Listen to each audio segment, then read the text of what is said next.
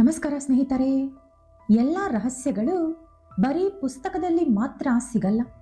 ಕೆಲವು ರಹಸ್ಯಗಳು ನಮ್ಮ ದೇಹದೊಳಗೆ ಅಡಗಿರುತ್ತದೆ.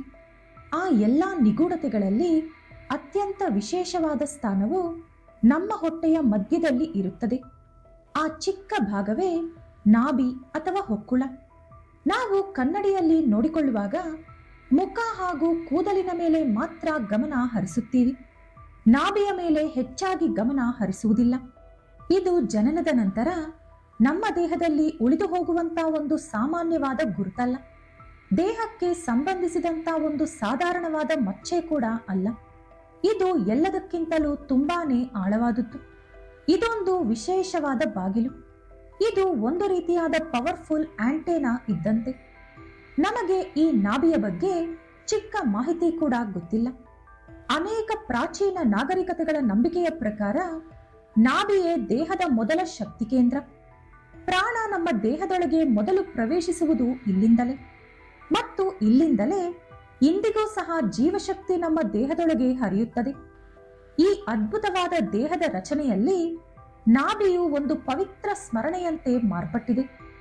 ನಿಮಗೆ ಸಂಬಂಧಿಸಿದಂತ ಎಲ್ಲವೂ ಕೂಡ ಇಲ್ಲಿಂದಲೇ ಪ್ರಾರಂಭವಾಯಿತು ಎಂದು ಇದು ನಮಗೆ ನೆನಪು ಮಾಡುತ್ತದೆ. ಈ ಸ್ಥಳ ಈಗಲೂ ಇನ್ನೂ ಜೀವಂತವಾಗಿದೆ, ಏಕೆಂದರೆ ಈಗಲೂ ನಿಮ್ಮ ಜೀವಶಕ್ತಿ ಇಲ್ಲಿಂದಲೇ ಹರಿಯುತ್ತದೆ. ಆದರೆ ಅನೇಕರಿಗೆ ಈ ವಿಷಯವೇ ಗೊತ್ತಿಲ್ಲ. ನಿಮ್ಮ ದೇಹಕ್ಕೆ ಬೇಕಾದ ಶಕ್ತಿಯು ನಾಭಿಯಿಂದ ಹೊರಗೆ ಹೋಗುವ ಸಾಧ್ಯತೆ ಇದೆ. ಒಂದು ಸಲ ಇದನ್ನು ಊಹಿಸಿ ನೋಡಿ. ನಿಮ್ಮ ದೇಹದಲ್ಲಿ ಒಂದು ಸಣ್ಣ ರಂಧ್ರ ಇದೆ ಅಂದುಕೊಳ್ಳಿ. ಆ ರಂಧ್ರದಿಂದ ನಿಮ್ಮ ಜೀವನದ ಅತ್ಯಂತ ಶುದ್ಧ ಶಕ್ತಿಯು ನಿಧಾನವಾಗಿ ಸೋರುವುದೋ ಅಥವಾ ಹೊರಗೆ ಹೋಗುತ್ತಿದ್ದರೆ ಏನಾಗುತ್ತದೆ? ದಿನವಿಡೀ ನೀವು ಅನುಭವಿಸುವಂತಹ ಆಯಾಸ, ಏಕಾಗ್ರತೆಯ ಕೊರತೆ ಅಥವಾ ಹಠಾತ್ ಶಕ್ತಿ ಕಡಿಮೆಯಾದ ಅನುಭವ, ಇದೆಲ್ಲ ಕೂಡ ಹೊರಗಿನ ಪ್ರಪಂಚದಿಂದ ನಮಗೆ ನಡೆಯಲ್ಲ. ಇದೆಲ್ಲದಕ್ಕೂ ಕಾರಣ ಏನು ಅನ್ನೋದು ಈ ವಿಡಿಯೋ ನೋಡಿದ ಮೇಲೆ ನಿಮಗೆ ಅರ್ಥ ಆಗುತ್ತೆ.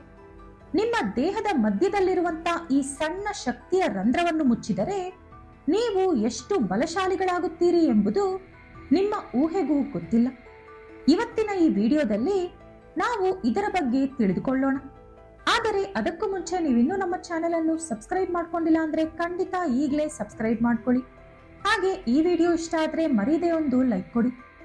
ಸ್ನೇಹಿತರೆ, ನೀವು ನಿಮ್ಮ ಹೊಕ್ಕಳನ್ನು ಯಾರಿಗೂ ಕಾಣಿಸದಂತೆ ಮುಚ್ಚುವುದಕ್ಕೆ ಮಾತ್ರವಲ್ಲದೆ ನಿಮ್ಮ ಶಕ್ತಿಯನ್ನು ಕಾಪಾಡಿಕೊಳ್ಳೋಕೆ ಮುಚ್ಚಿಕೊಂಡರೆ ಆ ಒಂದು ಚಿಕ್ಕ ಕೆಲಸ ಮಾಡುವುದರಿಂದ ನಿಮ್ಮ ಶಕ್ತಿಯನ್ನು ನಿಮ್ಮ ದೇಹದೊಳಗೆ ಹಾಗೆ ಇರಿಸಿಕೊಳ್ಳಲು, ಬಾಲ್ಯದಲ್ಲಿ ಅಥವಾ ಯೌವನದಲ್ಲಿ ನಿಮಗಿದ್ದ ಶಕ್ತಿಯನ್ನು ಮರಳಿ ಪಡೆಯಲು, ಆಂತರಿಕ ಪ್ರಜ್ಞೆ ಅಥವಾ ತಿಳುವಳಿಕೆ ಹೆಚ್ಚು ಮಾಡಿಕೊಳ್ಳಲು ಸಹಾಯವಾಗುತ್ತದೆ. ಈಗ ಹೊಕ್ಕಳ ಬಳ್ಳಿಗೆ ಸಂಬಂಧಿಸಿದಂತ ಆಳವಾದ ಶಕ್ತಿಯ ಹಿಂದಿನ ರಹಸ್ಯವನ್ನು ಬಹಿರಂಗಪಡಿಸುವಂತ ಪ್ರಾಚೀನ ಬುದ್ಧಿವಂತಿಕೆಯ ಬಗ್ಗೆ ಮತ್ತು ಅನೇಕ ಪ್ರಾಚೀನ ನಾಗರಿಕತೆಗಳಲ್ಲಿ ಅದನ್ನು ಆಧ್ಯಾತ್ಮಿಕ ಕೇಂದ್ರವೆಂದು ಏಕೆ ಪರಿಗಣಿಸಲಾಗುತ್ತಿತ್ತು ಎಂಬುದರ ಬಗ್ಗೆ ತಿಳಿದುಕೊಳ್ಳೋಣ. ನೀವು ನಿಮ್ಮ ಹೊಕ್ಕಳನ್ನು ಮುಚ್ಚುವುದರಿಂದ ನಿಮ್ಮ ಶಕ್ತಿಯಲ್ಲಿ ಭಾರಿ ವ್ಯತ್ಯಾಸವನ್ನು ನೋಡಬಹುದು. ಇದರಿಂದ ನಿಮ್ಮ ಏಕಾಗ್ರತೆ ಹೆಚ್ಚಾಗುತ್ತದೆ, ನಿಮ್ಮ ಕನಸುಗಳ ಮೇಲೆ ಪರಿಣಾಮ ಬೀರುತ್ತದೆ, ಇತರರೊಂದಿಗೆ ನಿಮಗಿರುವಂತಹ ಸಂಬಂಧಗಳ ಮೇಲೂ ಪರಿಣಾಮ ಬೀರಬಹುದು. ಒಂದು ಮಾತು ನೆನಪಿಟ್ಟುಕೊಳ್ಳಿ, ನಿಗೂಢತೆ ಅಥವಾ ರಹಸ್ಯ ಅನ್ನೋದು ಯಾವಾಗಲೂ ಕಷ್ಟಕರವಾಗಿ ಇರಬೇಕು ಅಂತೇನಿಲ್ಲ. ತುಂಬಾ ಸಲ ದೊಡ್ಡ ಬದಲಾವಣೆ ಸಣ್ಣ ಕ್ರಿಯೆಯಿಂದಾನೇ ಶುರುವಾಗೋದು. ಒಂದು ಪವರ್ಫುಲ್ ಶಕ್ತಿ ಅಥವಾ ಎನರ್ಜಿ ಯಾವಾಗಲೂ ನಮ್ಮೊಳಗಡೆಯೇ ಇರುತ್ತದೆ, ಆದರೆ ಆಕ್ಟಿವೇಟ್ ಆಗೋಕೆ ವೇಟ್ ಮಾಡ್ತಾ ಇರುತ್ತೆ. ಆಧುನಿಕ ವಿಜ್ಞಾನದ ಪ್ರಕಾರ ನಾವೀಗ ಹೊಕ್ಕಳನ್ನು ಬರ್ತ್ ಮಾರ್ಕ್ ಅಂತ ಕರಿತೀವಿ. ಆದರೆ ಪ್ರಾಚೀನ ನಾಗರಿಕತೆಗಳು ಇದನ್ನು ವಿಭಿನ್ನವಾಗಿ ನೋಡುತ್ತಿದ್ದವು.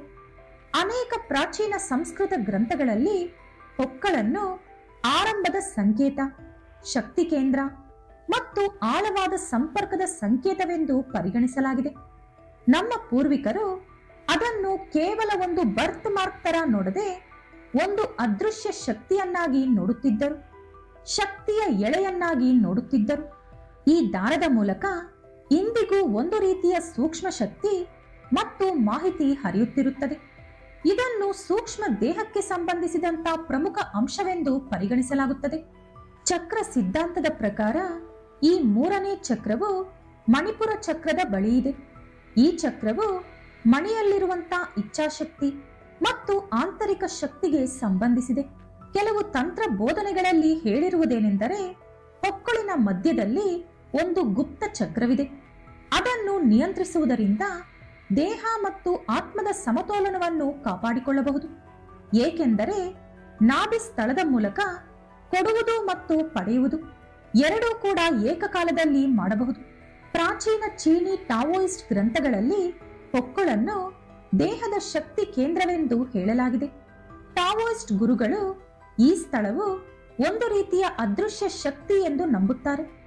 ಇಲ್ಲಿ ದೇಹದೊಳಗಿನ ಶಕ್ತಿಯು ನಿಧಾನವಾಗಿ ಶುದ್ಧೀಕರಣಗೊಳ್ಳುತ್ತದೆ. ಅವರು ತಮ್ಮ ಶಕ್ತಿ ವ್ಯರ್ಥವಾಗದೆ ಕಾಪಾಡಿಕೊಳ್ಳುವುದಕ್ಕಾಗಿ ಹೊಕ್ಕಳಿಗೆ ಲೈಟ್ ಆಗಿ ಶಾಖ ಕೊಡುವುದು ಅಥವಾ ಲೈಟ್ ಆಗಿ ಮಸಾಜ್ ಮಾಡುವ ಮೂಲಕ ಹೊಕ್ಕಳಿನ ಮೇಲೆ ಹೆಚ್ಚು ಗಮನ ಹರಿಸುತ್ತಾರೆ.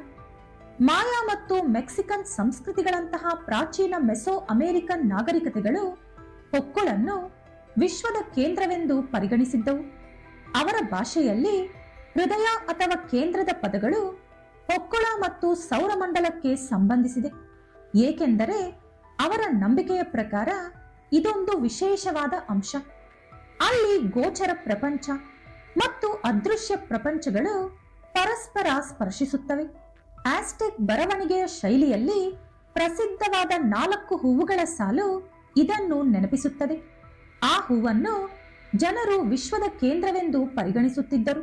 ಆ ಗುರುತು ಮನುಷ್ಯನ ಹೊಕ್ಕಳನ್ನು ಪ್ರತಿನಿಧಿಸುತ್ತದೆ ಎಂದು ಅವರು ಹೇಳುತ್ತಾರೆ. ಅಂದರೆ ನಮ್ಮ ನಾಭಿಯ ಒಳಗೆ ಒಂದು ಚಿಕ್ಕ ಪ್ರಪಂಚ ಅಡಗಿದೆ ಎಂದು ಅವರು ನಂಬುತ್ತಾರೆ. ಇಲ್ಲಿಯವರೆಗೆ ಅಡಗಿರುವಂತಹ ಯಹೂದಿ ಸಂಪ್ರದಾಯಗಳಲ್ಲಿಯೂ ಸಹ ಹೊಕ್ಕಳನ್ನು ಒಳಗಿನ ಬಾಗಿಲು ಎಂದು ಹೇಳಲಾಗಿದೆ. ಅಂದರೆ ಇದು ನಮ್ಮೊಳಗಿನ ಅಂತರ್ಮುಖಿ ಜಗತ್ತಿಗೆ ಒಂದು ದ್ವಾರ ಎಂದು ಅವರು ನಂಬುತ್ತಾರೆ.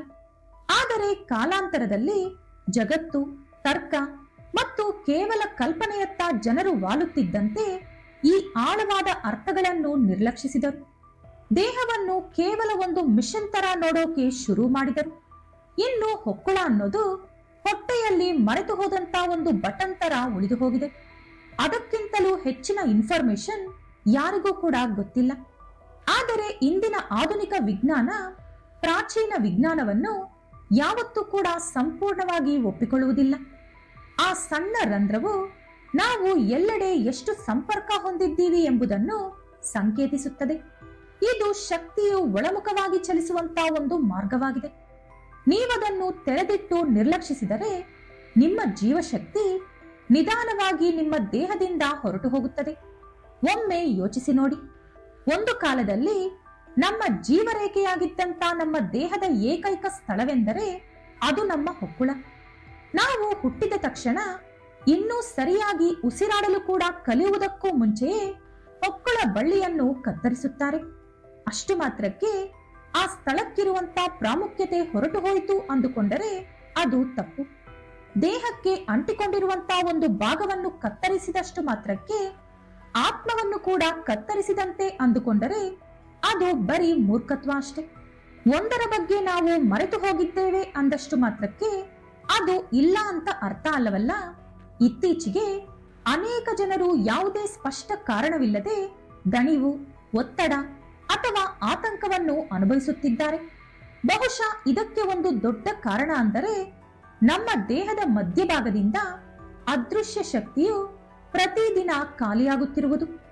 ಅನೇಕ ಜನರು ದಣಿವು ಅಥವಾ ಗೊಂದಲಕ್ಕೆ ಒಳಗಾದಾಗ ಹೊರಗಿನ ಪ್ರಪಂಚದಿಂದ ಕಾರಣಗಳನ್ನು ಹುಡುಕುತ್ತಾರೆ.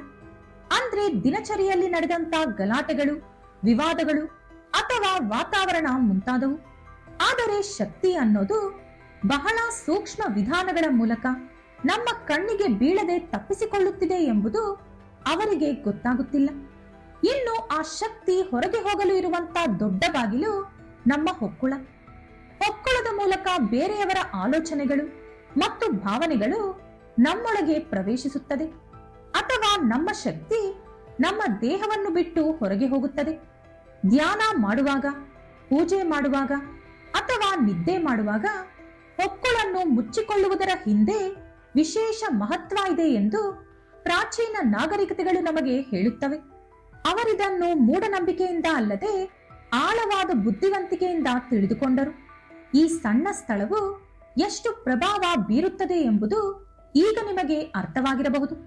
ನಾವು ಬಹುತೇಕ ನಿರ್ಲಕ್ಷಿಸುವಂತಹ ಹೊಕ್ಕುಳ ವಾಸ್ತವವಾಗಿ ಶಕ್ತಿಯು ಸಂಗ್ರಹವಾಗುವ ಮತ್ತು ಹರಿಯುವಂತ ಬಿಂದುವಾಗಿದೆ. ನೀವು ಹೊಕ್ಕುಳನ್ನು ಮುಚ್ಚಿಡದಿದ್ದರೆ ನಿಮ್ಮ ಶಕ್ತಿಯು ಅದರಿಂದ ಹೊರಗೆ ಹೋಗುತ್ತಲೇ ಇರುತ್ತದೆ. ಈ ರಂಧ್ರದ ಮೂಲಕ ಯಾವ ರೀತಿ ಮಾಹಿತಿ ಒಳಗೆ ಬರುತ್ತದೋ ಅದೇ ರೀತಿ ನಮ್ಮ ಶಕ್ತಿ ಕೂಡ ಹೊರಗೆ ಹೋಗುತ್ತಿರುತ್ತದೆ. ನಿಮ್ಮ ದೇಹ ಅಮೂಲ್ಯವಾದ ಎಣ್ಣೆಯಂತ ಜೀವಶಕ್ತಿ ತುಂಬಿದ ಒಂದು ಬಟ್ಟಲು ಅಂದುಕೊಳ್ಳಿ. ಆದರೆ ಬಟ್ಟಲಿನ ಕೆಳಭಾಗದಲ್ಲಿ ಒಂದು ಸಣ್ಣ ರಂಧ್ರವಿದ್ದರೆ ನೀವದನ್ನು ಎಷ್ಟೇ ತುಂಬಿಸಿದರೂ ಅದು ಎಂದಿಗೂ ಕೂಡ ಸಂಪೂರ್ಣವಾಗಿ ತುಂಬುವುದಿಲ್ಲ. ಆ ಸಣ್ಣ ರಂಧ್ರವೇ ಹೊಕ್ಕುಳ. ಪ್ರಾಚೀನ ಕಾಲದಿಂದಲೂ ಆಧ್ಯಾತ್ಮಿಕ ಗುರುಗಳು ಯಾರಿಗೂ ಹೇಳದೆ ಪೀಳಿಗೆಯಿಂದ ಪೀಳಿಗೆಗೆ ರಹಸ್ಯವಾದ ಅಭ್ಯಾಸವನ್ನು ಅನುಸರಿಸುತ್ತಿದ್ದಾರೆ. ಅದುವೇ ಹೊಕ್ಕುಳನ್ನು ಮುಚ್ಚಿ ಶಕ್ತಿಯನ್ನು ಕಾಪಾಡಿಕೊಳ್ಳುವ ಒಂದು ಕ್ರಿಯೆ. ಮೊದಮೊದಲು ಒಂದು ಸಣ್ಣ ಬಟ್ಟೆಯ ತುಂಡಿನಿಂದ ಹೊಕ್ಕುಳನ್ನು ಮುಚ್ಚಲಾಗುತ್ತಿತ್ತು.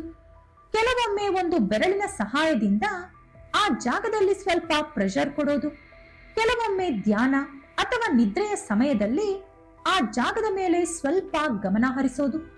ಇದು ಖಂಡಿತವಾಗಿಯೂ ಆಧ್ಯಾತ್ಮಿಕ ಜ್ಞಾನದ ಒಂದು ಭಾಗವಾಗಿದೆ. ಇದು ನಿಮ್ಮ ದೇಹದಲ್ಲಿ ಎನರ್ಜಿ ಹೆಚ್ಚಾಗಿ ಫ್ಲೋ ಆಗೋ ಮಾರ್ಗವನ್ನು ತೆರೆಯುತ್ತದೆ. ನಿಮ್ಮ ದೇಹದ ಗಮನಕ್ಕೆ ನೀವು ಹೊಕ್ಕುಳ ಮುಚ್ಚಿಕೊಂಡಿದ್ದೀರಿ ಎಂದು ಬಂದಾಗ ಅದು ನಿಮ್ಮ ಶಕ್ತಿ ಹೊರಗೆ ಕಳಿಸುವುದಕ್ಕೆ ಬದಲಾಗಿ ಒಳಗೆ ಕರೆತರುತ್ತದೆ. ಅಂದರೆ ಒಮ್ಮೆ ವ್ಯರ್ಥವಾಗುತ್ತಿದ್ದಂತ ನಮ್ಮ ಶಕ್ತಿ ಮತ್ತೆ ನಮ್ಮ ದೇಹದೊಳಗೆ ಸಂಗ್ರಹವಾಗುತ್ತದೆ. ಇದು ಮಾತ್ರವಲ್ಲದೆ ಹೊಕ್ಕುಳ ನಮ್ಮ ಆಂತರಿಕ ನರ್ವಸ್ ಸಿಸ್ಟಮ್ ಜೊತೆ ಕೂಡ ಆಳವಾದ ಸಂಪರ್ಕ ಹೊಂದಿದೆ.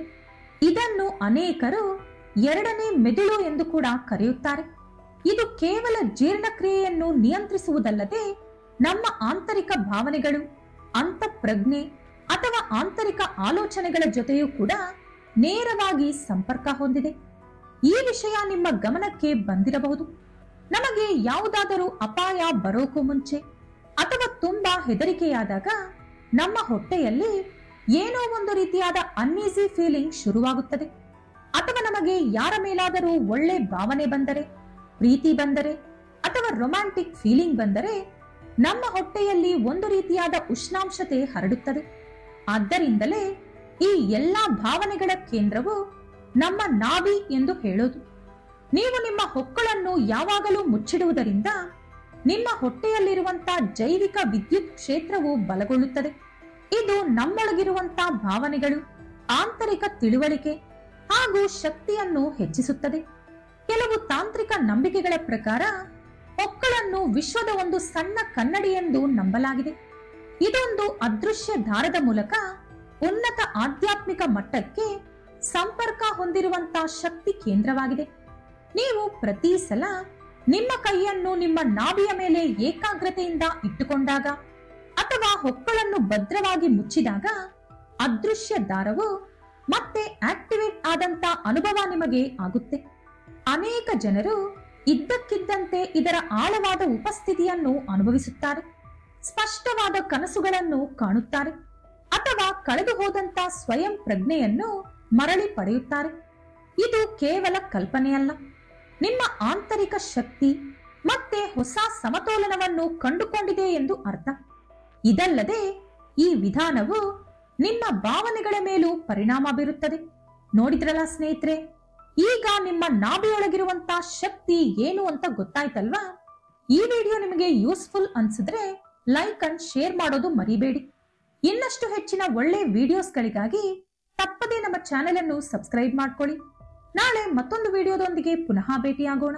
ಧನ್ಯವಾದಗಳು.